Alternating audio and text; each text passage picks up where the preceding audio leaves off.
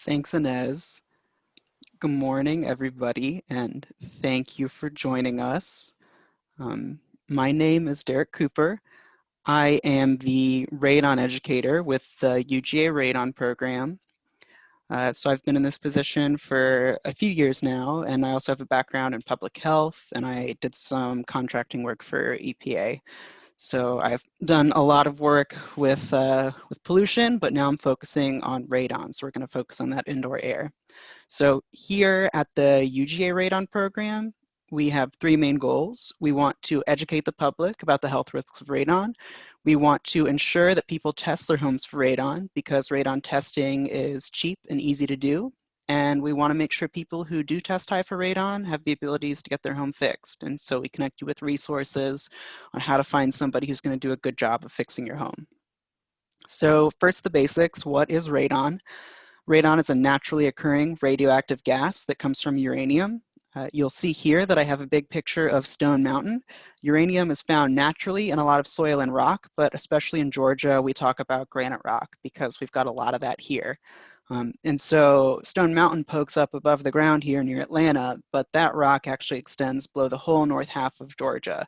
And so we have that source for radon there, which is why we tend to find higher than average levels in this part of Georgia.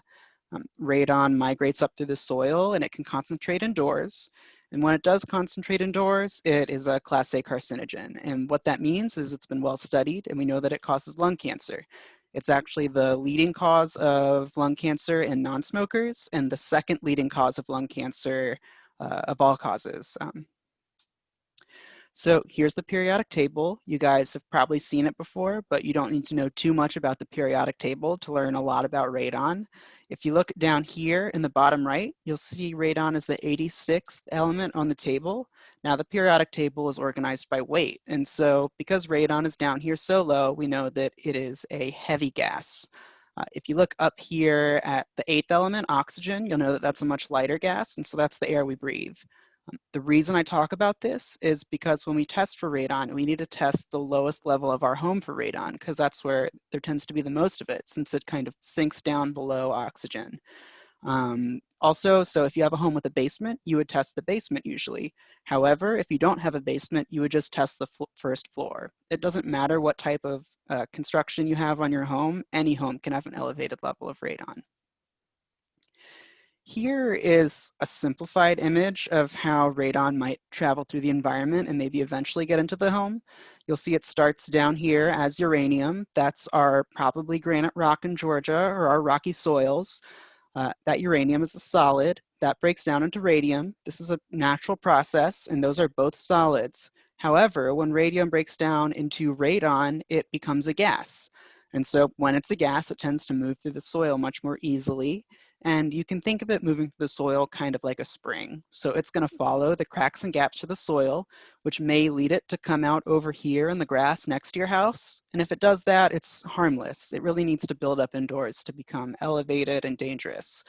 But if that spring leads us up under your home, it can get elevated and concentrated and may cause lung cancer to the people living inside.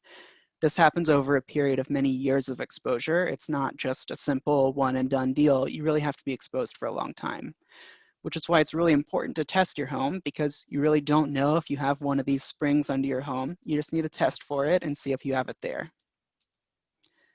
So we've talked about what the problem is, but now we need to know what we're looking for when we test. The EPA recommends that if you test at 4 picocuries per liter or higher, that you mitigate your home. We like to give this example because it gives you an idea of the radiation exposure you get from 4 picocuries per liter of radon. If you live in that home for a year, it provides the same radiation exposure as having 200 chest x-rays per year, which is a pretty big exposure for radiation. And so I really encourage you guys, it's odorless, colorless, tasteless, so you're not gonna know if it's in your home until you test for it. And if you do find it, it can be fixed, so it's not too scary to do the test. Here's a map of Georgia. We have two Georgia maps here. The map on the left is EPA's radon map, which has been out for a long time, I think since the 90s. And it's a relatively outdated representation of radon risk in the state. If you look at our map here on the right, What we've done is taken 90,000 do-it-yourself radon tests and incorporated all that data into a map.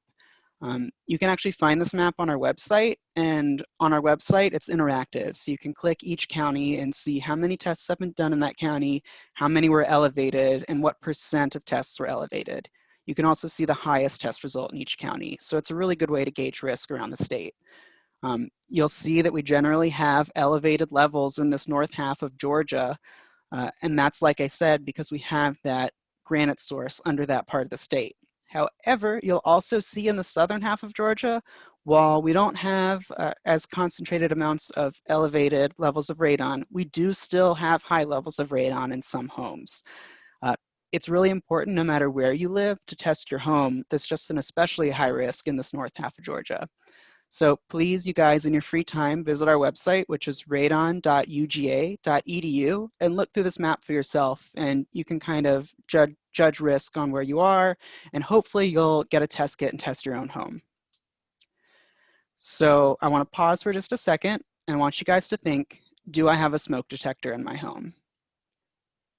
Of course you do. We all do. And the reason I ask this is because I want you to think why we have a smoke detector in our home. We know that home fires are a risk and we want to protect ourselves from them. But if we look down here, home fires kill about 3,000 people a year in the United States. If you scroll over to the left here, radon kills about 21,000 people per year in the United States. Now, a big part of the reason home fires kill so few people is because everyone has a smoke detector in their home. Therefore, I want you guys to think of it the same way. Now, have I tested for radon? Most of you will probably say no. If we can change the culture where we're all saying, yes, of course I tested for radon. Yes, I do a radon test every 2 years like I'm supposed to. That number, this 21,000 number, is going to go way down, and we're going to be able to prevent a lot of death in the United States. So if you guys have a smoke detector, you should also be testing for radon. All right, we've talked about radon. It's very scary, but now we'll talk quickly about how to fix it because it can always be fixed. This is a process called sub-slab depressurization. It's the most common way radon is fixed. Basically, a 4-inch or 3-inch hole is drilled in your foundation. That can be in your basement, it can be on a slab, and even if you have a crawl space, the crawl space can be encapsulated, and this method can be used. That pipe can be routed either through the home and above the roof line or outside of the home and up the side of the home, kind of like a drain pipe. And it has a fan installed in it.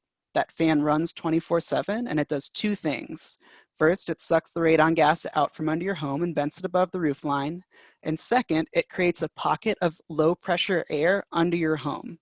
The reason this is important is because usually we have lower pressure air in the bottom floor of our home than the air under our home, which means our homes kind of suck on the ground underneath them. However, this system reverses that pressure differential and makes it so that our homes are no longer sucking that radon gas into our homes. So it's a really effective way to reduce radon. This ends up costing, on average, about $1,200 to $1,500 to have a professional do it.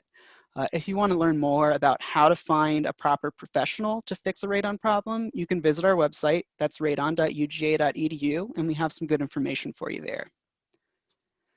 So we've gone through most of the material. Now I'll talk briefly about testing. These are several types of test kits that you can get for radon. On the right here, you'll see a radon and air test kit. It looks like this. It's a bag. It's filled with charcoal. It hangs for 3 to 7 days, and it absorbs radon in the air. You send it off to the lab, and the lab processes it and sends your results back. You can get those from a lot of extension offices around the state. You can look up your state radon program online, or you can go to our website if you live in Georgia and order a kit for $15 and have it shipped to you. So this is a really simple and low cost way to test your home. You can also use a long-term test kit, which is here on the bottom left. These test for longer periods of time, and they give you a more accurate test result, but the disadvantage is that you're going to have to wait 90 to 360 days for a result. You could also buy an electronic radon monitor. They call them continuous radon monitors. They range from $150 to $250, and they'll measure your radon levels once an hour and give you a really good representation. We usually recommend you start with one of these low-cost test kits to gauge your radon levels and do a follow-up test if you feel like you need to. You may also want to test your water for radon. That's what you see in the top left if you are served by a private well. A lot of private wells in Georgia are drilled deep into granite rock, and that granite rock may infuse radon into the water, which can be dangerous and then emit radon into your air. So if you do have a private well, you may consider doing a radon and water test kit. Okay, we went through a lot of information. I appreciate y'all hanging with me. This is my contact information. If you want to contact me or ask any more questions, I'm always open to it. Also, please visit our website, either radon.uj.edu or ujradon.org will bring you to the same place and explore that map. And please, please, please test your homes for radon. Thanks for your patience. We'll move on to Henry Slack now, and he's going to talk to you about particles in your air and what kind of filtration systems might be effective in a home.